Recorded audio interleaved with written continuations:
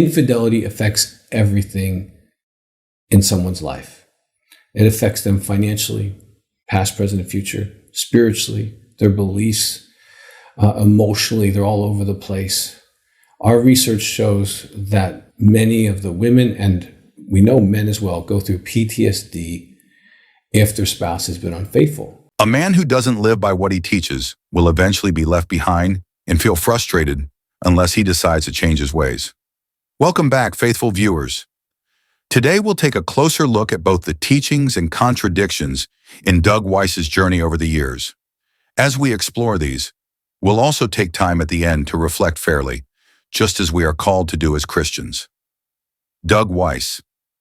When teachings and life collide, a reflection on divorce, remarriage, and the opposite act. Dr. Doug Weiss has been a powerful voice in the world of Christian counseling, especially in areas of sexual addiction, betrayal trauma, intimacy, anorexia, and marriage restoration. For decades, he has stood as a symbol of healing and redemption for couples battling through the damage of infidelity. His books, workshops, and clinical work have touched the lives of many who were navigating dark valleys in their relationships. Yet in recent years, Doug Weiss's personal life, his divorce and remarriage, has sparked conversations and confusion. For many, it feels like he's lived out the opposite act of what he taught.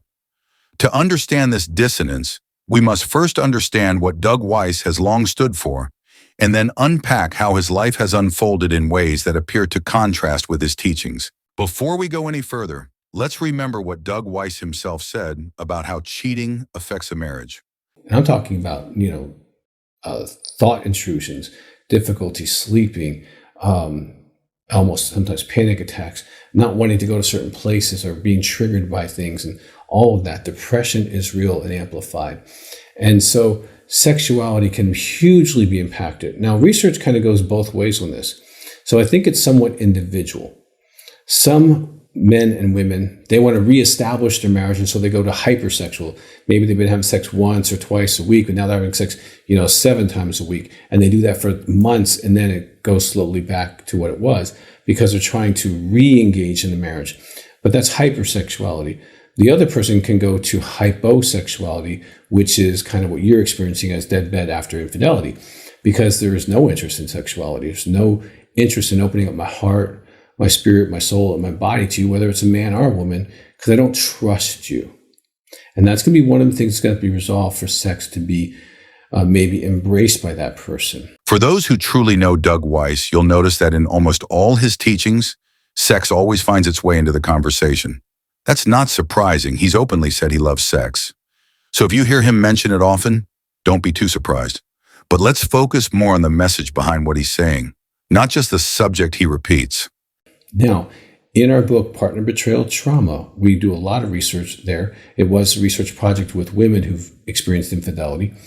But in there, they did show that sexuality was impacted significantly. Another thing that is impacted is something called intimacy anorexia.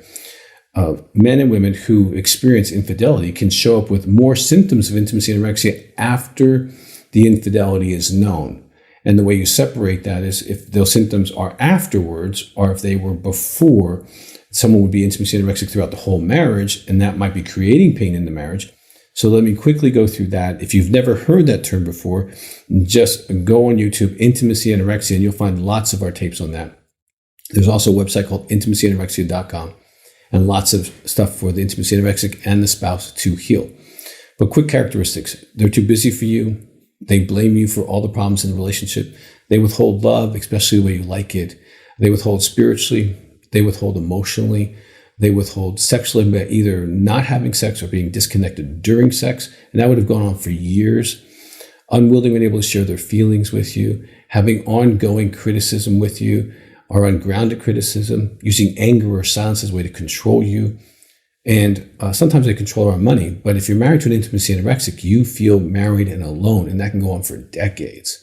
Okay? If that was going on before the infidelity, then it's its own thing. If it's happening as a result of infidelity, it's a result of trauma. I'm traumatized. I don't feel safe, so I'm pulling back. Okay, and that could be misunderstood. So that's how you separate that out.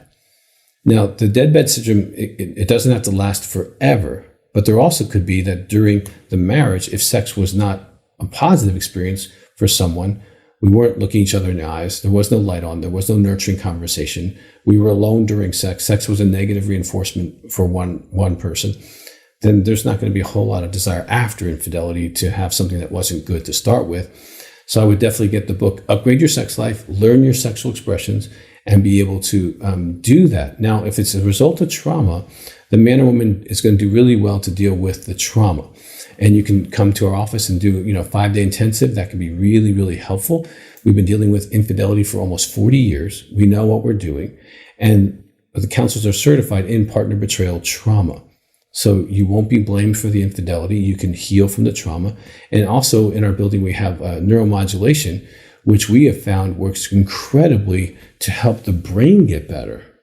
Because when infidelity happens, it's like being hit by an 18-wheeler. It's trauma.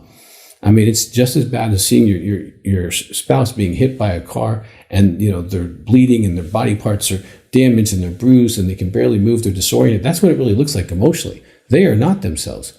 And their brain is not the same. And there's no amount of counseling that can rework that. But the neuromodulation does miracles. Usually by Wednesday, I can see a huge difference in their eyes and the way they process. They're back to the neuroplasticity they had before the trauma, instead of being in flight or fight or in freeze. That's not where you want to be after trauma. And that can be a major player in why there is deadbed in your situation. Now, deadbed syndrome doesn't have to last forever, but it does need to be resolved.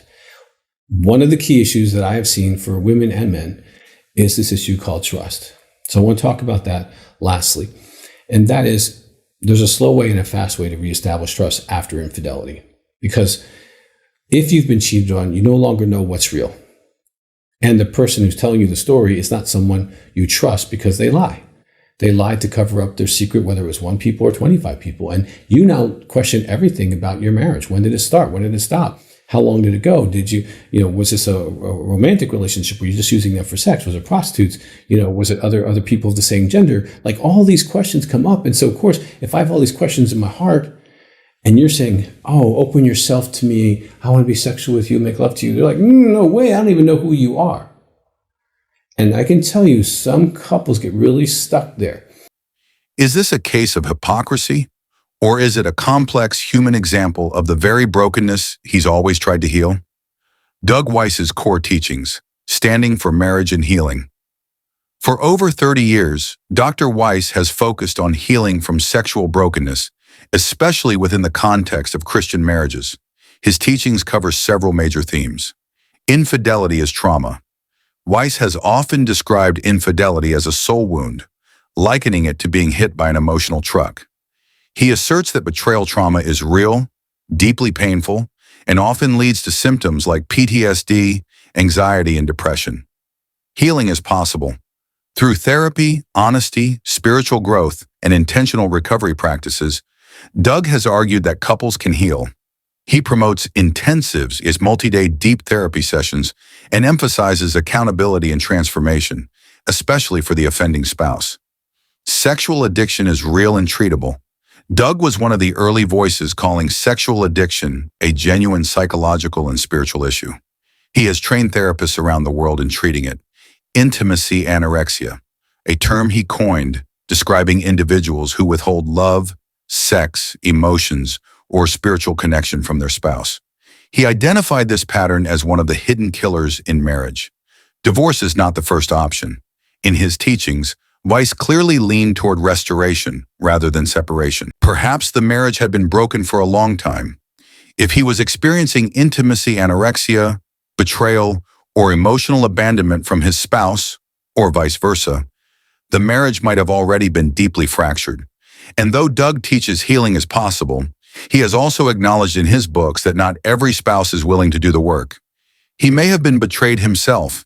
It's not something he has publicly confirmed, but if he was the betrayed party, then the divorce may have been a last resort after failed attempts at reconciliation.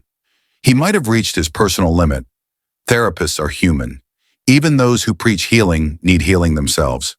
It's possible he endured years of emotional hardship behind closed doors before stepping away. There may have been unresolved trauma. Weiss has spent his life helping others heal, but that doesn't mean he's immune to pain or triggers. His own life may have contained layers of unresolved emotional needs or trauma that played a part in the collapse of his marriage. The tension between message and messenger. There's an ancient saying, "Physician, heal thyself." It's a reminder that even those who carry healing for others may struggle to apply the same medicine to themselves. Doug Weiss is not the first expert or spiritual leader to fall short of his own message. Pastors, therapists, and thought leaders across generations have taught powerful truths that they've struggled to live out. It doesn't always make them frauds. It sometimes just makes them human. But that doesn't mean people should ignore the tension. When someone's personal life contradicts their teachings, it's fair, and even necessary, to ask questions. Should we still trust his methods? Can his book still help people if his own marriage ended? Does remarriage so soon hurt the credibility of his message about loyalty and restoration?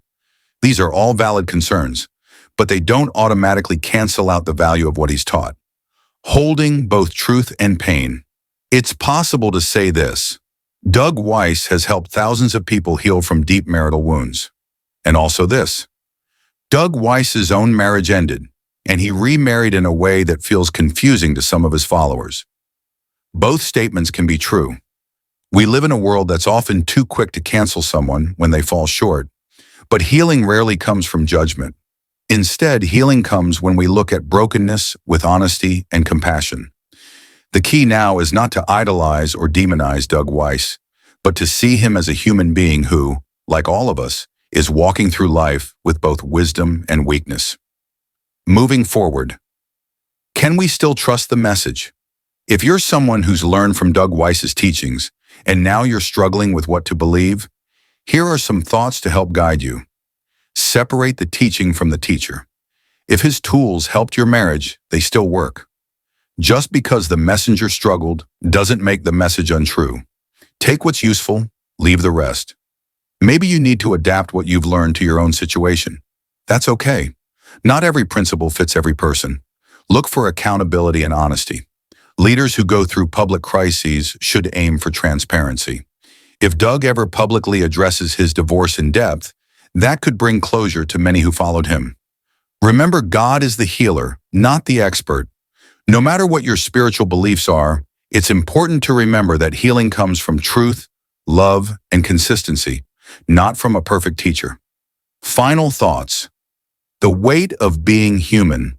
Doug Weiss built his career on helping people survive the wreckage of betrayal. His work has been life-saving for many, but now he finds himself on the other side, not just as a teacher, but as someone whose own story includes divorce and remarriage. Is that failure? Maybe. Or maybe it's simply another chapter in a very human story. Perhaps one day Doug Weiss will talk about his own journey with the same honesty he's asked of others. Until then, we're left with a mix of gratitude for what he's given, confusion about what's happened, and the ongoing need for grace, for him and for ourselves.